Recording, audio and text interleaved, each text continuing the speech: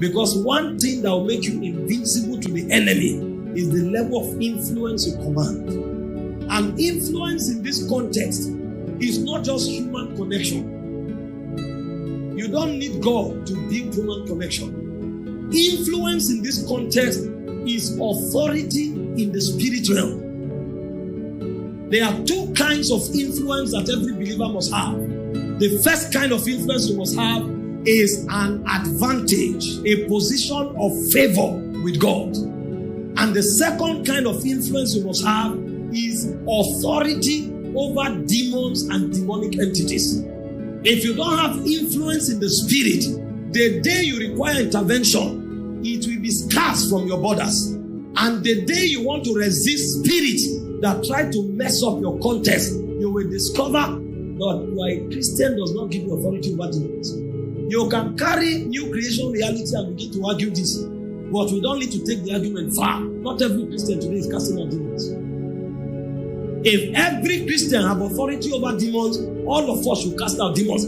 We are all humans, so we can breathe. So everybody here is breathing. You don't need to study anything to breathe. Because you are human, breathing is natural to you. It is not so in the spirit. All of us who are in Christ have a potential to rule over demons. But we must consciously build this influence to be able to exercise this dominion in the spirit. Most of the things happening to people today are operations of demons and demonic entities. And the reason these things are allowed is because they cannot exercise authority in the demonic realm. Every believer today must have influence. Influence, which is first of all an advantage or a favor you have with God. Remember, when the angel came to Mary, he said, "Hail Mary, full of grace, the Lord is with thee. Blessed art thou among women." The woman had favor above all women. There was something she carried that stood her out amongst other virgins. Every believer today must know or engage something that God has taught him that makes him become very, very active, or allows God and angels to become active around him. The operations of the spirit and angelic beings cannot be far from you in these days.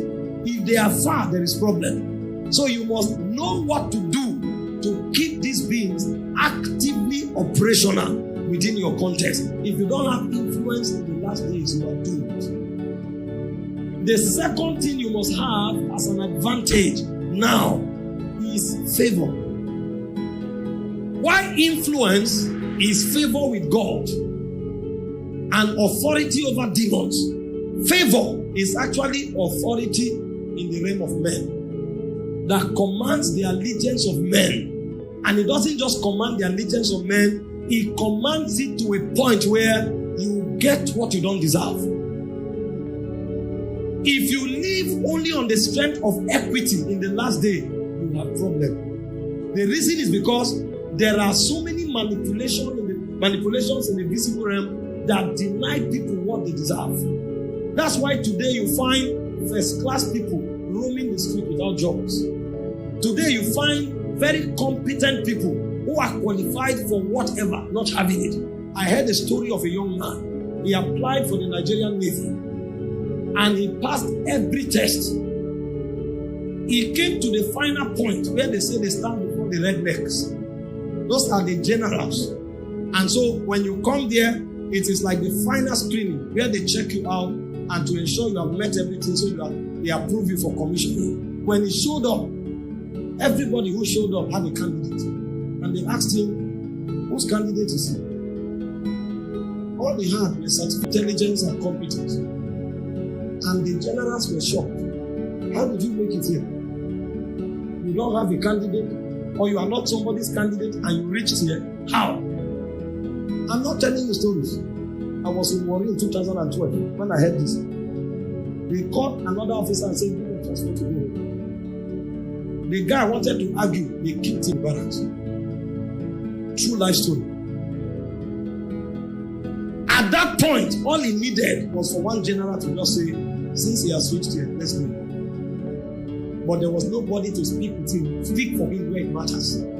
Some people's certificates have been thrown away because there is nobody to speak for them.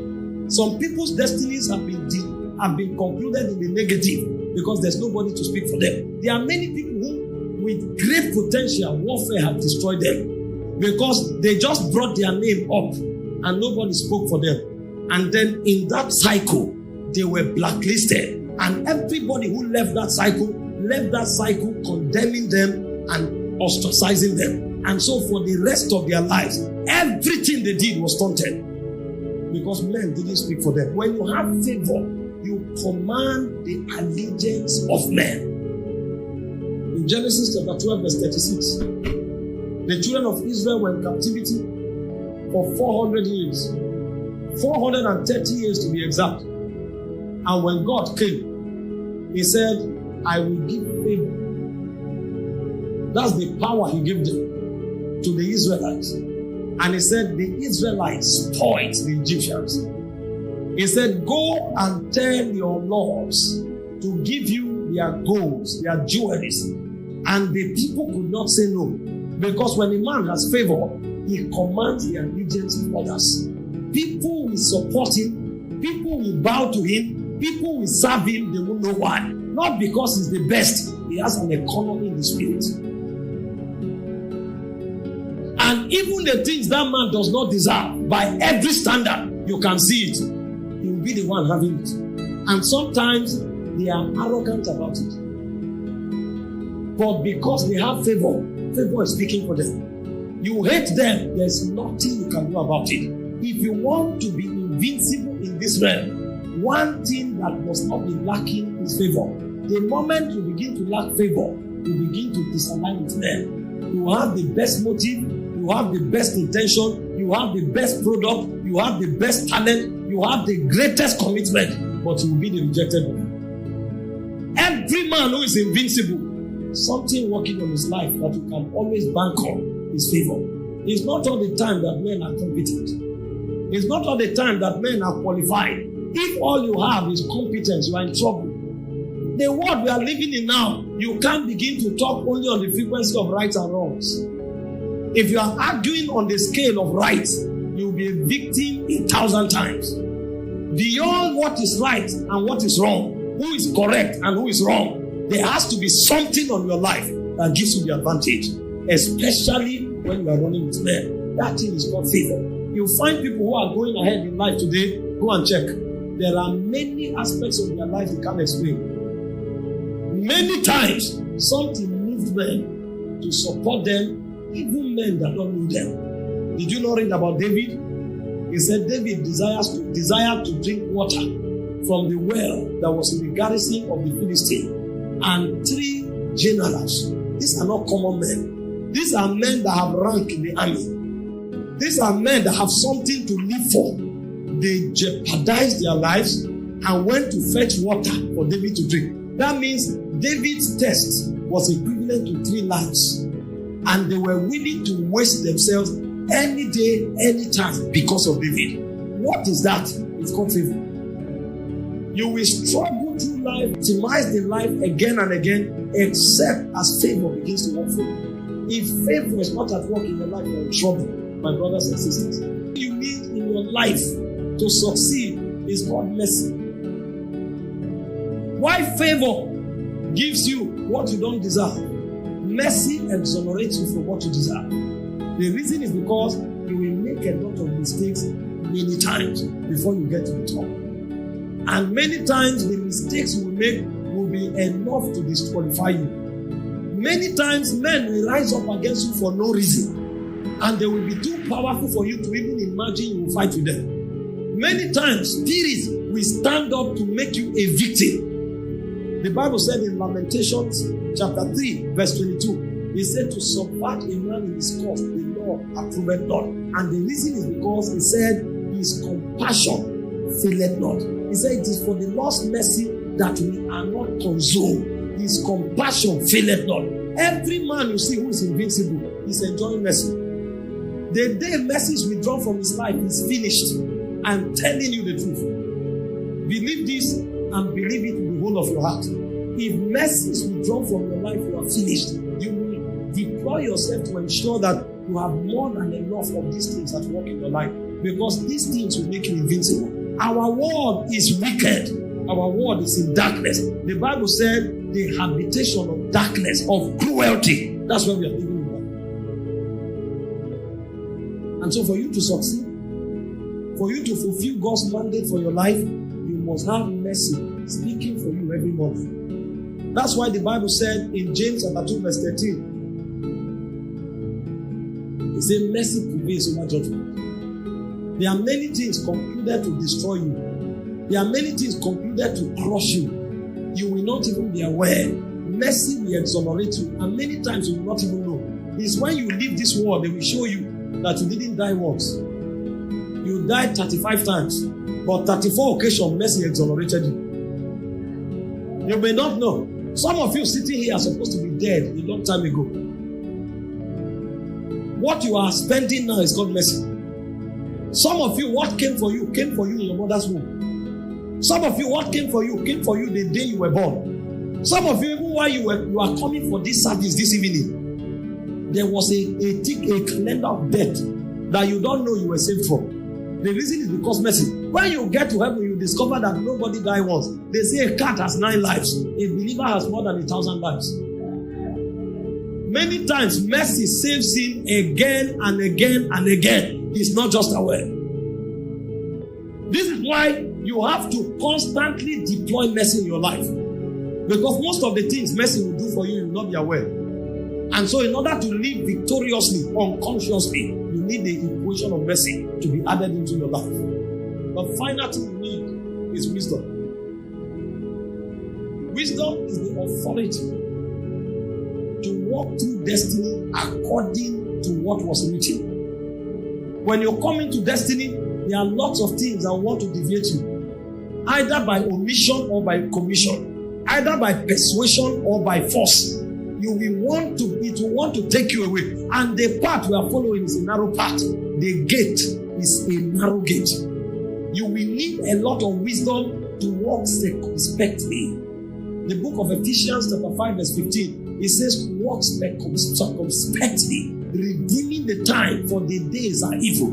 That means what makes you to maximize your life is wisdom. When you see people making the most in their existence, wisdom is in full supply. I taught you before that there are many cycles in our existence. There are certain things that happen to you every 3 years. If you are a student of patterns, you will understand. Some of you, at the end of every year, something happens to you.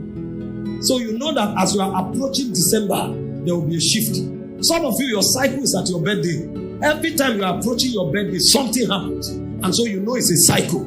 So the things that happen to men are weaved into cycles in the spirit. It will take wisdom for a man to know what to do at the Kairos moments. Because his destiny will be decided not at the Chronos times. His destiny will be decided at the Kairos moment. You may live for 70 years, but you may have only 6 Kairos moments. And so the weight of your life is not 60 years. The weight of your life is actually those 6 Kairos moments. If you maximize it, your 60 years will count.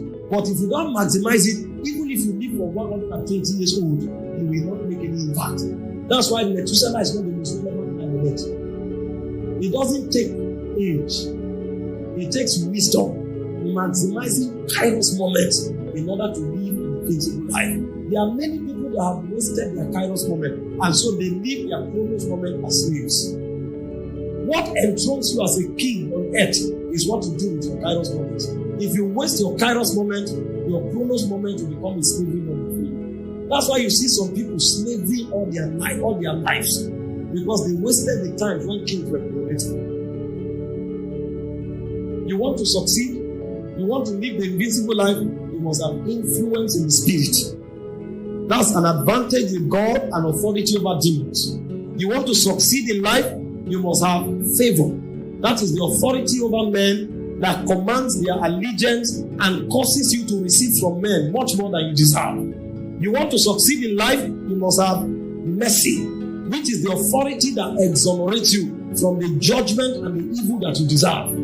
And you want to succeed in life, you must have wisdom that causes you to maximize every season of your life. If you fail to maximize the season, unless God releases restoration, you will be far younger than you look. Because on earth you may be 80, but in the spirit you may be 10. Because your age is actually calculated based on the shifts you have, not based on how long you breathed oxygen. If age were to be about how long we are here, then we can be pedestaled with cattle and donkeys.